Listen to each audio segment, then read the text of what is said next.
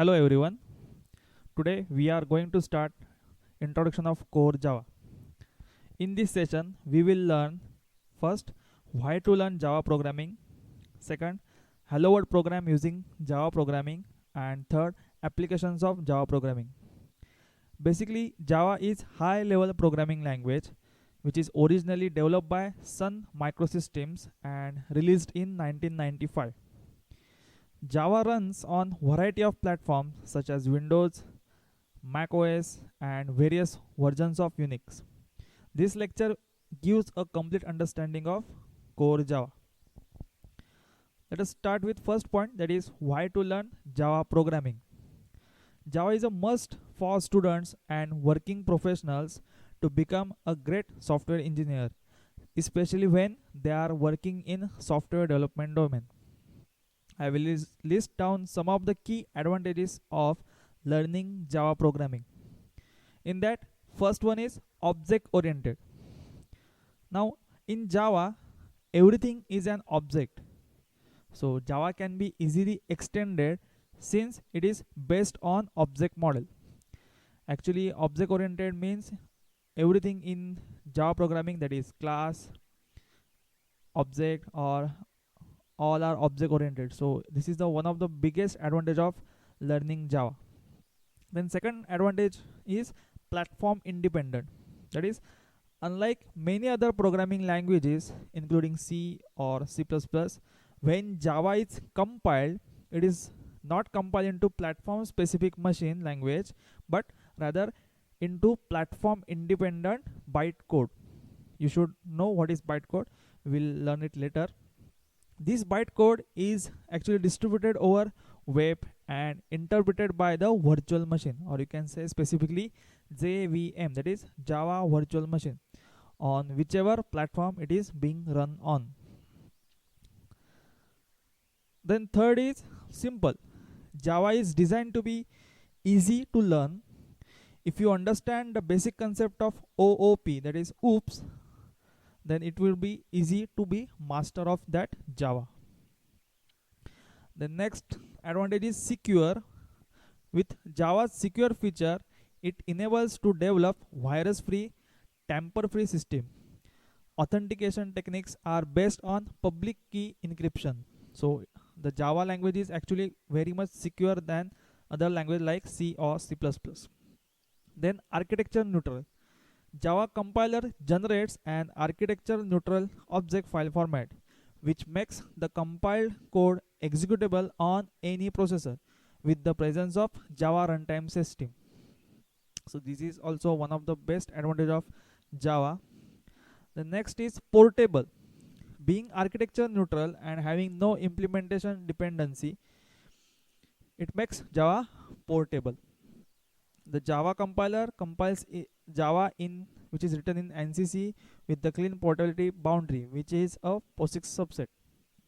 Then it is robust, or you can say strong.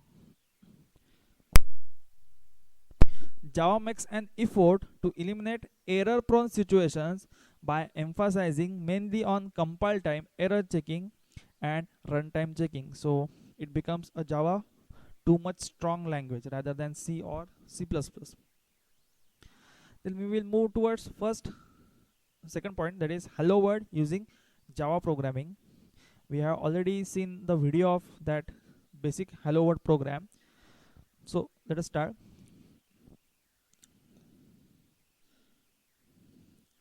The program will look like this: class first, then curly bracket open, then public static void main into bracket string args, then parameters of array, then into main function we have to write system.out.println into bracket within double quotes you have to write hello world, then you have to close this statement with semicolon, then close curly bracket of main function, then close curly bracket of class.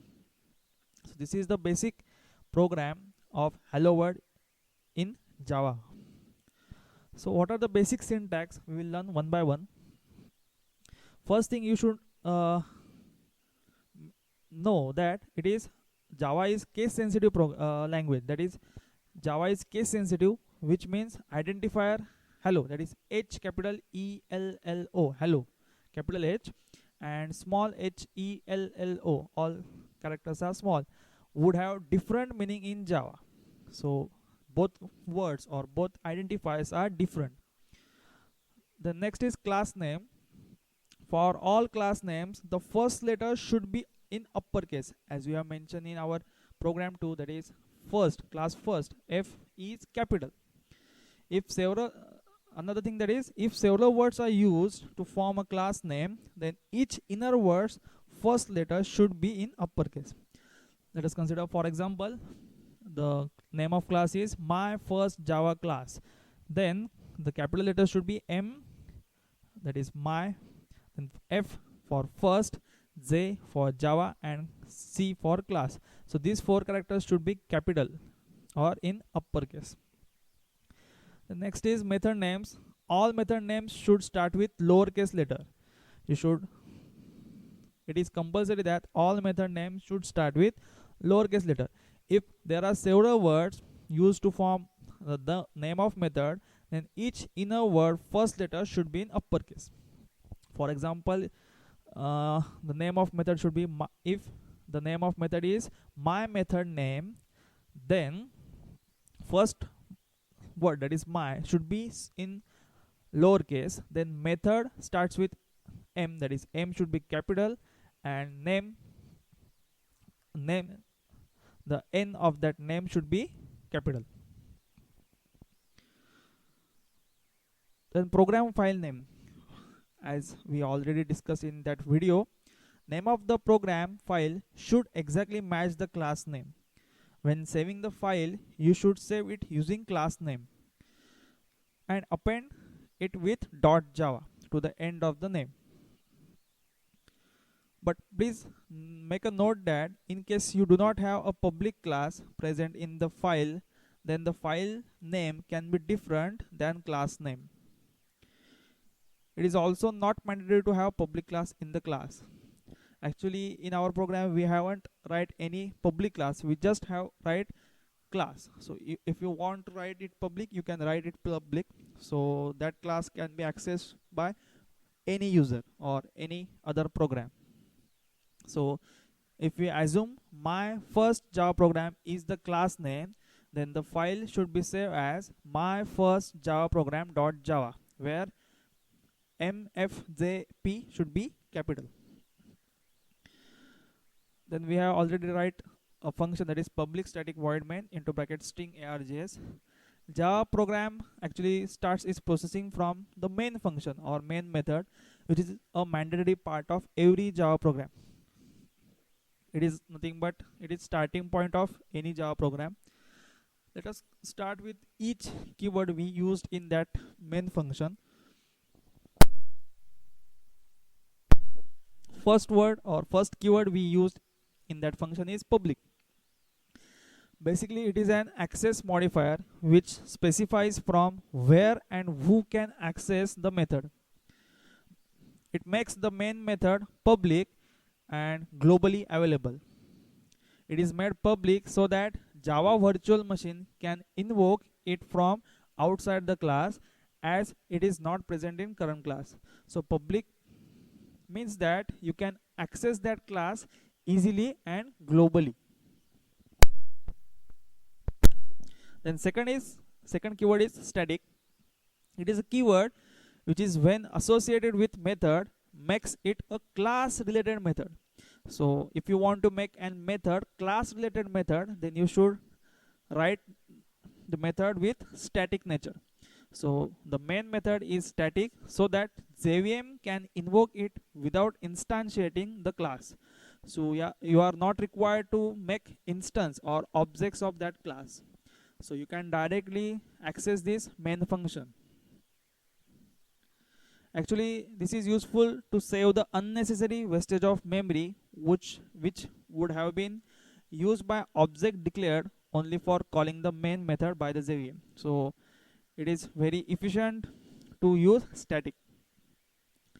The next keyword is void. It is a keyword and used to specify that a method doesn't return anything. As main method doesn't return anything, its return type is void. So Basically, this is the purpose of using void in main function. And last keyword we have used, that is main. It is basically the name of Java main method, and it is identified that the JVM looks for as the starting point of Java program. It is basically not a keyword, it is a name given to main method. Then third point we are going to actually see, that is applications of Java programming. Basically the best feature or applications of application of Java programming is write once and run everywhere. That is, you have to write just for one time and you can run that program anywhere. Then the second feature is multi-threaded. What is meant by multi-threaded? That is, it is possible to write programs that can perform many tasks simultaneously. That is actually, basically, you know what is multitasking, so you will get this multi-threading. This design feature allows the developers to construct interactive applications that can run smoothly. Then second application or next application is interpreted. Java bytecode is translated on the fly to native machine instructions and is not stored anywhere. The development process is more rapid and analytical since the linking is an incremental and lightweight process. Actually, basically, Java bytecode is interpreted, so you are not required to make it machine dependent. The next is application is high performance. With the use of JIT, or you can say just in time compilers, Java enables high performance, which is desired for any high level programming language. The next is distributed. Java is basically designed for the distributed environment of the internet. The next is dynamic. Java is considered to be more dynamic than C programming language or C++, since it is designed to adapt to an evolving environment. Java programs can carry extensive amount of runtime information that can be used to verify and resolve access to objects on runtime. So basically, these are the various applications of Java programming.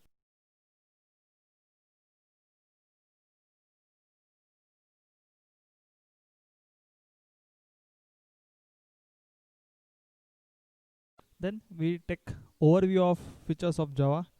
First one is object oriented, second is simple, third is secure, fourth is platform independent, fifth is robust, then next is architecture neutral, then next dynamic, then next interpreted, then next high performance, then next multi-threaded, then next distributed, and last portable.